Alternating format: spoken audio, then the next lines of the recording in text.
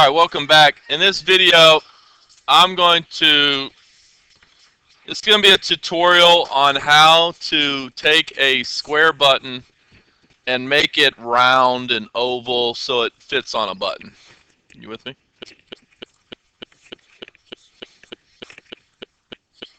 I say that way too much. I'm sorry. All right, so I'm just going to go to the internet and grab a button. And you're going to notice these buttons are square. So you can really pick any one you want. You go to View, you right-click, you save, goes into your file folder, and there it is. Now, okay, I'm going to go back into my file folder. And you guys can obviously see why you want to have file folders. You with me? So, because it gets just packed after a while. And I'm going to go grab one of these buttons, and I just highlight it. I right-click, and I hit Edit with GIMP.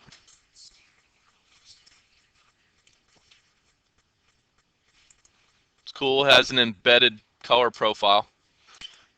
All right, and now that is a square. You don't want that button because it's square.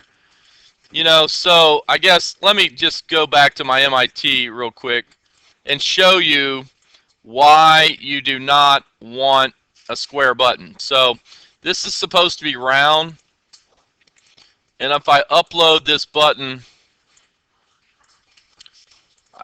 remember it won't accept the ones with parentheses, so make sure yours don't have parentheses. That is a square button, and that looks incredibly not good. Come on in. Welcome to the Whiz Kids Club. So, what I want to do now is go into my GIMP, and I want to do a little bit of work here to make this button be round. Now, this one is pretty simple. Sometimes I use this oval. Okay, and I'll show you how to use this oval tool.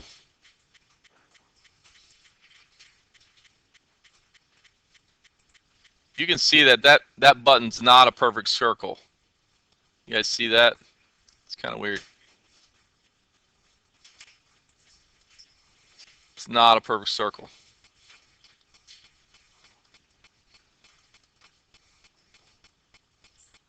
That is not a perfect circle. So what I could do here is I drag a circle around it, and I'm going to go select invert. And now the edges on the outside, are inverted. So like I could go and if I don't want this white in here to be transparent, see the white inside? What I'm going to do now is just go ahead and pour some red on the outside. Okay? And that means when I do transparencies, it won't mess with any of that white on the inside. Because if I select the white on the outside, anything that's white will become transparent. And then all this like interior white here would become transparent. And then that might be a little bit different than what we wanted or expected. So I'm going to go to Windows, Dockables, Layers. And you're going to open up your layers. I'll do that one more time. You go to Windows, Dockable Dialogues, go to Layers. You want your layers to come up. You with me on this?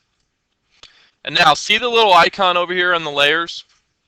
I'm going to right click on that icon. And I'm going to say Add Alpha Channel, that little checkerboard gray background. And now I'm going to go back to my toolbox. And I'm going to color pick. And I'm going to color pick the red. And I'm going to hit delete. And now, do you see how those edges are transparent? And now all we have to do is export it. File, export as. And then it has to go as a .png. If you don't save it as a .png, it will not handle the transparencies. JPGs do not handle transparencies. So even though you did all that work, if you still save it as a .jpg, it'll still be white. I've done that before. I'm like, what? I just did all that. I just did all that work. Why is it not transparent? Oh yeah, I saved it as a .jpg, a JPEG. JPEGs don't handle transparencies, so it doesn't matter how much work you do to them, they're not going to handle transparencies. So make sure it's a PNG. You hit export. Sometimes you have to hit that twice. Make sure the save color values from transparent pixels is off. Hit export. And now, maybe you guys don't like that big oval in there. Do you guys see the big oval in there, the white ring? So now what I can do is I can go back here and start to do some work with my oval and try to get that more exact. You see what I'm doing? I almost got it. I was off just a little bit. And this just takes being kind of good at, using that oval tool. And you'll get better as it. I like that right there. Now I can hit, once again, select, invert, and I can hit delete. And everything behind it now should be gone. So that looks pretty good. You like that? So that kind of got rid of that shadow force. And now I can hit export, and it should just replace this one. It does. And export. Now let's go see what it looks like. I'm going to go back into my MIT. There it is. And I upload and choose the file. And which one is this? So if you hover over this, you'll see that one's a JPEG. And this one is a PNG. That's the one I want. I hit OK. And let's see what it looks like. Looks pretty good, except it's blue. So do you want me to show you how to change that into red? Okay, so you just go back into GIMP, and I can just select the entire picture, the image, and then I use my paint can, and I just go click on red, and I can just pour red into there. Ooh, that looks cool. And notice that it'll only fill like colors that are alike. That looks neat. That looks cool though. I like it. Kind of a cool looking button. And if you want to you can blow this up and start filling this in.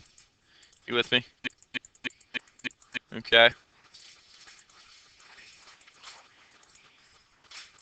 Or you could also go ahead and get like a paintbrush right now, and I can click on paint red, and then here I could start to like just paint it. See what I'm doing?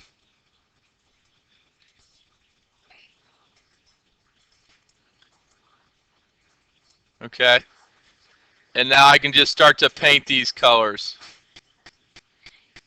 Wish it was that easy to paint my house.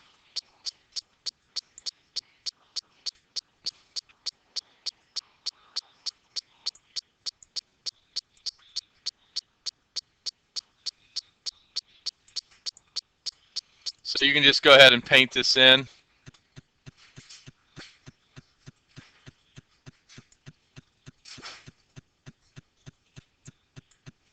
And you just keep painting until it looks the way you want. And that's what that'll look like. I was painting it red. You can just take the paint can? Yeah. Like, hold on. File, export. And then let's go back into MIT. We'll replace this button. See what our button looks like. Where's the red one at? There it is.